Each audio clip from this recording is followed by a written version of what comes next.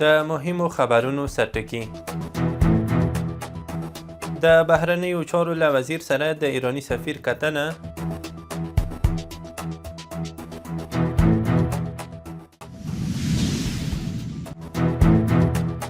د افغانستان او روسیې ترمنځ د نفتي توکو اوږدمهاله تړون.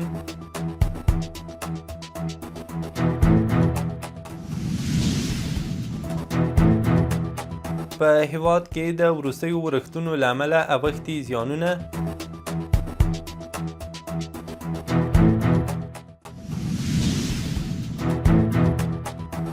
او د ایران له لوري پاکستان سره د ایران او امریکا ترمنځ د خبرو ردېدل. د واک ټلویزیون درنو لیدونکو سلام، وخت مو بخیر. نن دوشنبه د وري 10 اوس هم بشپړ خبرونه. د افغانستان بهرنیو چارو وزیر مولوي امیرخان متقي په کابل کې د ایران له سفیر علیرضا بیګدلي سره په لیدنه کې پر 2 اړخیزو اړیکو او سیمه ییزو مسایلو خبرې کړې دي. د یاد وزارت د خبرپاڼې له مخې متقي د امریکا او اسرائیلو لخوا د ایران پر خلاف تیری او په سیمه کې د جګړې د لمن پراختیا د ټولې سیمې په زیان وګڼله. هغه دغه راز د افغانستان او پاکستان ترمنځ د وروستي وضعیت په تړاو د ایرانی چارواکو مثبت دریځ ستایلی او ویلي دي چې اسلامي امارت د معنا لرونکو او رښتینو خبرو له لارې د دواړو لوریو د معقولو غوښتنو د حل غوښتونکی دی. د ایران سفیر علیرضا بیګدلي هم ویلي چې مشرتابه یې د افغانستان او پاکستان ترمنځ وروستی وضعیت له نږدې څاري او د سوله ییز حل غوښتونکی دی. هغه د افغانستان او ایران ترمنځ 2 اړخیزې همکارۍ په ځانګړې توګه سوداګري مثبت ارزولې ده.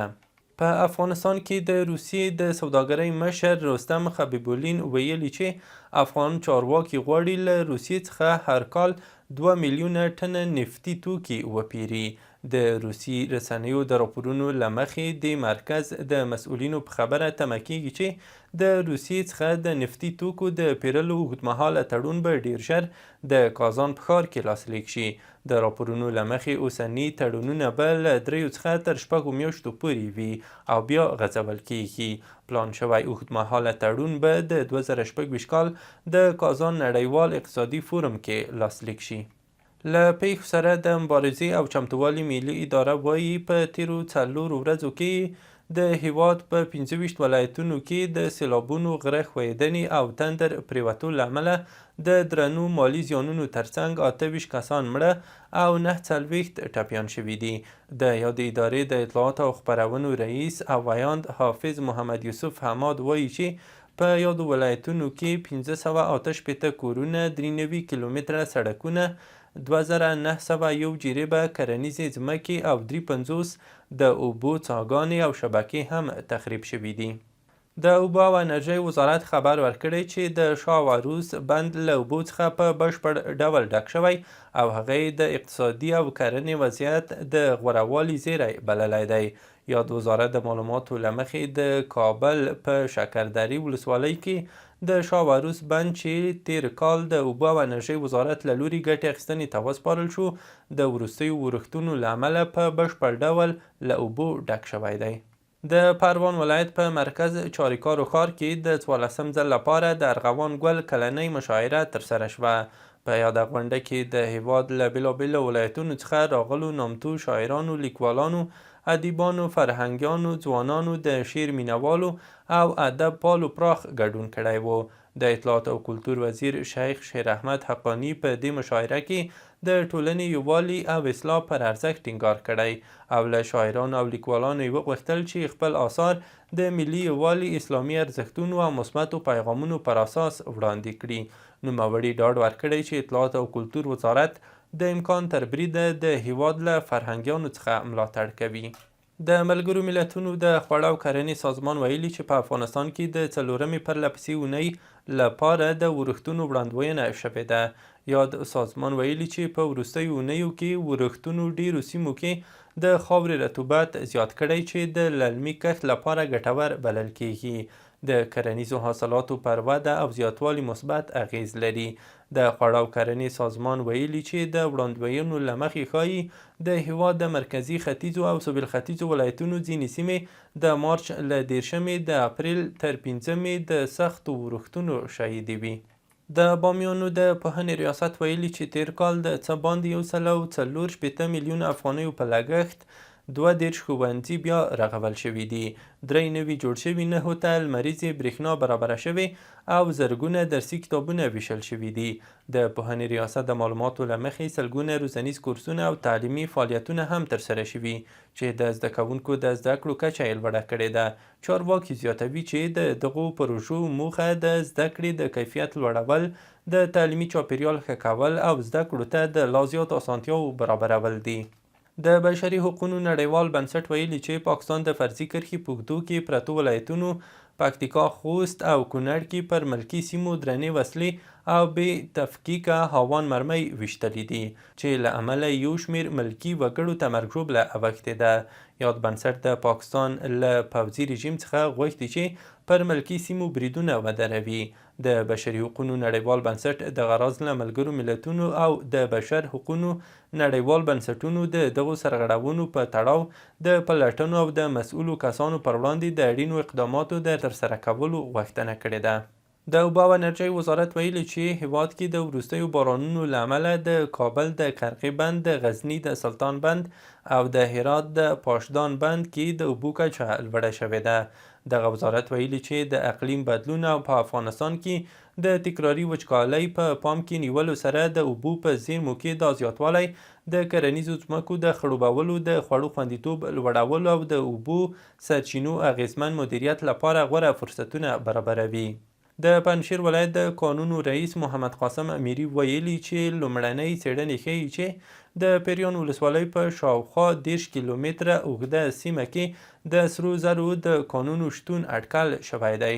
امیري ویلي چې دا کانونه به د آبتل څخه تر مرغزار سیمې پورې غځېدلي دي. چارواکي زیاتوي چې مخکې لسګونه ځایي کارګرانو په غیر مسلکي ډول کار کاوه، خو اوس غیر قانوني استخراج ته اجازه نه ورکول کیږي. د پنجشیر والي ټینګار کړی چې د دغو کانونو استخراج باید د کانونو او پټرولیم وزارت په همغږۍ په قانوني او معیاري بڼه ترسره شي. د پاکستان پوځي رژیم پرون تیر مازدیګر د کونړ د مرکز اسداباد په ځینو سیمو بریدونه کړي چې له امله یې ملکي وګړو ته مرګ ژوبله او استوګنیز کورونو ته زیانونه اوښتي دي. د اسلامي امارت مرستیال بیان حمدالله فطرت وایي پر کونړ د پاکستان پوځي رژیم بریدونو کې 18 تنه چې ډیری یې ښځې او ماشومان دي ټپیان شوي او یو تن هم شهید شوی دی. د بدخشان د امنیې قمندانۍ ویاند احسان الله کامګار وایي چې په 1404 هجري لمریز کال کې په دې ولایت کې 122 ترافیکي پیښې ثبت شوي دي چې له امله یې د ښځو، نارینه‌وو او ماشومانو په ګډون 114 کسان مړه او 115 نور ټپیان شوي دي. کامګار د سړکونو خرابوالی او د موټر چلوونکو بې احتیاطي د دې پیښو اصلي لاملونه بللي دي.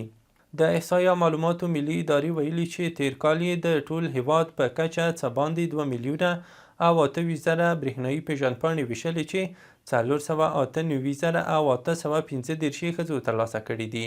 د معلوماتو پر بنسټ په 1404 کال کې تر ټولو ډېرې 500,000 او 415 پیژندپاڼې په کابل کې ویشل شوې وې. دغه ادارې همداراز ویلي چې د برېښنایي پیژندپاڼو د ویش له پیله تر دې دمه څه باندې 19,487,000 کسانو دا پیژندپاڼې ترلاسه کړي دي. ایرانی رسنیو د ایران بهرنیو چارو وزارت د ویاند اسماعیل بقایي له قبله ویلي له امریکا سره هیڅ ډول مخامخ خبرې نه دي کړې. بقایي زیاته کړې چې کومې غوښتنې هغوی په نامستقیم ډول رسېدلي دي افراطي او غیر منطقي دي. هغه ویلي کومې غونډې چې پاکستان جوړې کړي دي د هغوی خپل چوکاټ دی او ایران پکې هیڅ ګډون نه دی درلودلی. پاکستان تیره ورځ د امریکا و اسرائیل او ایران د روان کړکېچ په اړه د خبرو لپاره د سعودي عربستان، مصر او ترکیې د بهرنیو چارو وزیرانو کوربه و. د امریکا ولسمشر ډونالد ټرمپ وایي چې د واشنګټن او تهران ترمنځ غیر مستقیمې خبرې د پاکستان استازو په منځګړیتوب په ښه ډول پر مخ روانې دي، خو بلې خواته د ایران پارلمان مشر محمد باقر قالیباف له واشنګټن سره د تهران هر ډول هوکړه رد کړې ده او د ټرمپ د 15 ماده شرطونو لړلیک ته په اشارې سره هغه د امریکایانو یو خیال او ارمان بللی دی. د ایران د سپاه پاسداران د هوایي ځواک قماندان سید مجید موسوي ویلي چې د ایران د انرژۍ پر تاسیساتو د بریدونو په جواب کې د امریکا او اسرائیل پر مهمو ستراتیژیکو تاسیساتو بریدونه روان ساتل شوي دي.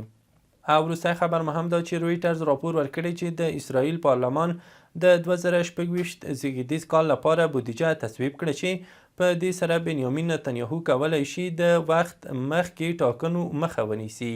که بودیجه نه وای تصویب شوی نو په اسرائیل کې به تر راتلونکو 3 میاشتو ټاکنې ترسره شوې وای او وړاندوینې هم ښیي چې ښایي نتنیاهو دا ټاکنې بایللې وای.